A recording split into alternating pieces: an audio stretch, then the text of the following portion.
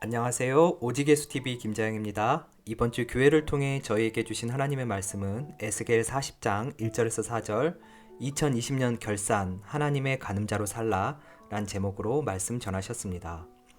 우리가 사로잡힌 지 25째 해 성이 함락된 후 14째 해 첫째 달 10째 날에 곧 그날에 여호와의 권능이 내게 임하여 나를 데리고 이스라엘 땅으로 가시되 하나님의 이상 중에 나를 데리고 이스라엘 땅에 이르러 나를 매우 높은 산 위에 내려 놓으시는데 거기에서 나무로 향하여 성읍 형상 같은 것이 있더라.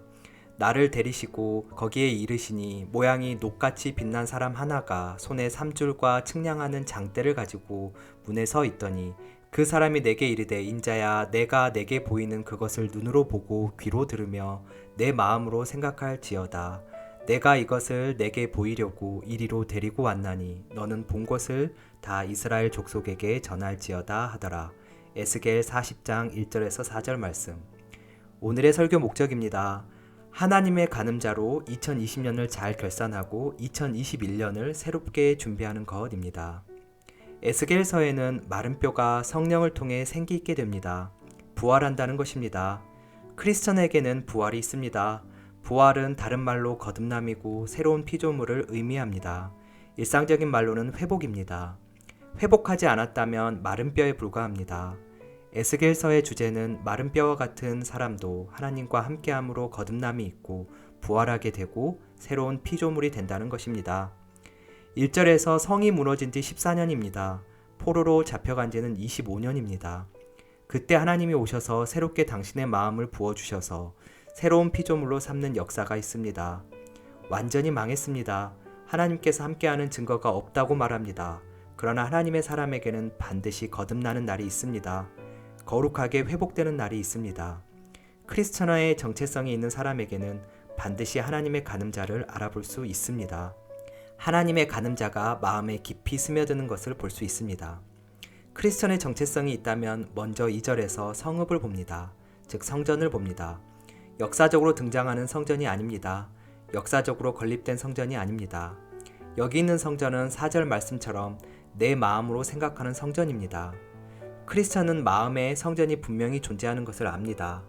성전 정화가 요한복음 2장에 나옵니다. 주님은 사고 파는 그 자체를 뭐라고 하는 것이 아니라 그 속마음을 보고 노여워하셨습니다. 강도의 소굴로 만든다고 성전은 만민이 기도하는 집이라고 하신 것입니다. 그리고 이 성전을 헐라 내가 사흘 만에 다시 짓겠다고 하십니다. 사람들은 오랜 기간 지어야 할 성전을 사흘 만에 짓는다고 하니 미쳤다고 말합니다. 주님께서는 당신 자신이 성전이라고 하신 것입니다. 죽고 사흘 만에 부활하실 당신을 두고 말씀하신 것입니다. 성전은 주님입니다. 우리가 그리스도의 몸이라는 말도 우리가 성전 되는 것입니다. 내 마음에 예수님이 있는가? 그것이 하나님의 가늠자입니다. 날마다 마음에 있는 성전을 바라보는가? 예수 그리스도로 사는가? 하나님께서 보실 때 우리가 하나님의 가늠자가 된다는 것은 우리 마음에 예수님이 있는가 하는 것입니다. 주님을 생각하는가? 이것으로 2020년을 갈무리해야 합니다.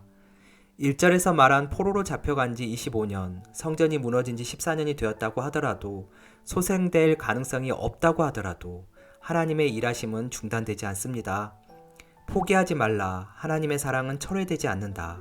하나님을 신뢰해야 합니다. 지금의 코로나로 인한 세계적인 팬데믹이 25년 지속되면 어떻게 될까요? 희망이 없습니다. 성전이 무너지는 것이 아니라 완전히 자유를 잃어버릴 것입니다. 그렇다 하더라도 포기하지 말라. 하나님의 사랑은 철회되지 않기 때문입니다.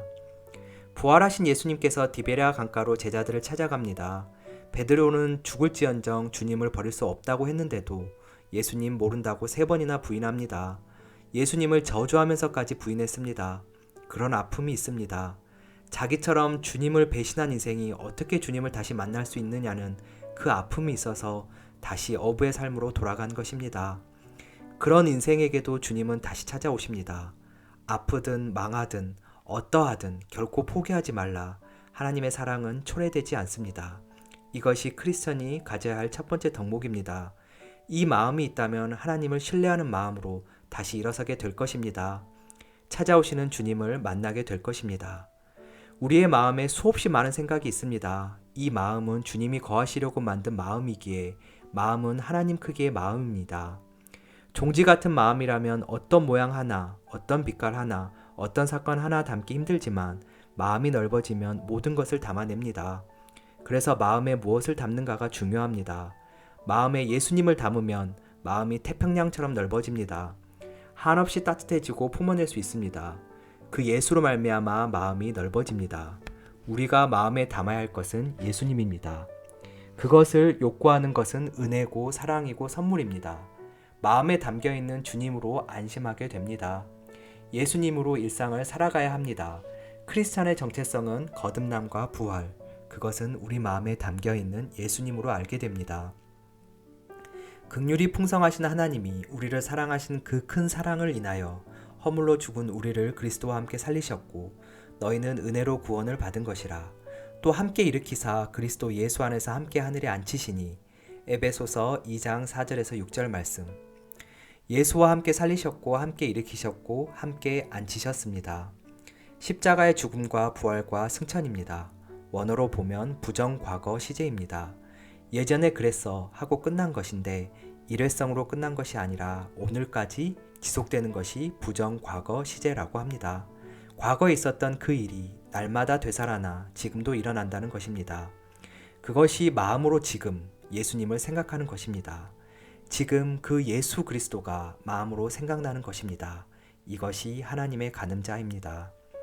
사회에서는 문제의식을 권합니다. 그것이 실력입니다. 문제가 왜 일어났고 해결과 대처 방안을 만들고 그것을 해결하는 방법을 실행할 수 있기 때문입니다. 그런데 성경에서는 문제의식이 문제라고 합니다. 왜 문제입니까? 문제에 내 마음이 다가 있기 때문입니다. 예수님을 통해 문제를 보면 길이 난다는 것을 깨달아야 합니다. 사회는 예수님 없이 문제의식 갖는 것을 실력이라고 말합니다. 그러나 크리스천은 어떤 문제든 내 안에 주님이 그 문제의식을 갖게 해주십니다. 문제가 무엇이든 그 문제에 대한 주님의 생각을 따라가는 것이 일상에서 훈련되어야 합니다. 울컥하고 의로워지는 것 경계하겠습니다. 일상에서 순종하는 하나님의 사람으로 서 있게 하옵소서. 주님의 기쁨이 된다는 것은 무슨 뜻입니까? 마리아가 세례 요한을 품고 있는 이모 엘리사벳을 만납니다. 엘리사벳이 예수님을 품고 있는 마리아를 보고 기뻐합니다. 예수님을 품는 것을 통해 기뻐하는 것입니다. 일상에서 그 주님 보길 원합니다. 장사하는 사람에게 주님이 마음에 먼저 채워졌을 때 채워진 그 주님이 장사하도록 만듭니다. 새로운 차원이 열립니다. 하나님의 가늠자, 이것으로 주님이 우리를 측정하시고 새로운 삶으로 펼쳐가십니다. 포기하지 말라. 하나님의 사랑은 초래되지 않는다. 성전이 예수님이 우리 마음에 진하게 품어지기를 축복합니다. 오늘의 말씀 결론입니다. 하나님의 가늠자로 산다는 것은 지금 내 마음이 예수님을 품고 있는가가 삶의 기준이 되는 것입니다. 하나님의 사랑은 초래되지 않음을 신뢰해 어떠한 상황에서도 포기하지 않는 것이었습니다. 오늘도 오직 예수입니다. 감사합니다.